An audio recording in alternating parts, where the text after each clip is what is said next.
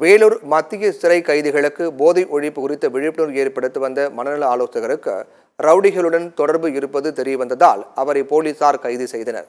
வேலூர் மத்திய சிறையில் உள்ள கைதிகளிடம் போதை பழக்கத்தை ஒழித்து நல்வழிப்படுத்த சீர்திருத்தத்தின் சிறகுகள் என்ற திட்டம் செயல்படுத்தப்பட்டு வருகிறது. இதற்கு திருப்பத்தூரை சேர்ந்த மனநல ஆலோசகர் அருணாச்சலம் என்பவர் பணியமர்த்தப்பட்டார். இந்நிலையில் அருணாச்சலம் சிறைக்கு வந்து ஆலோசனை வழங்கிவிட்டு வெளியே சென்றதும் கைதிகளின் உறவினர்களுக்கு செல்போன் மூலம் தகவல்கள் அனுப்பியதாக தெரிகிறது. இதை அறிந்த சிறை கண்காணிப்பாளர் அருணாச்சலத்தின் நடவடிக்கைகளை ரகசியமாக கண்காணித்து அவரது செல்போனை ஆய்வு செய்தார். அப்போது மனநலம் ஆலோசகர் அருணாச்சலம் சிறை கைதிகளின் உறவினர்கள் மற்றும் ரவுடிகளிடம் பேசியது தெரியவந்தது.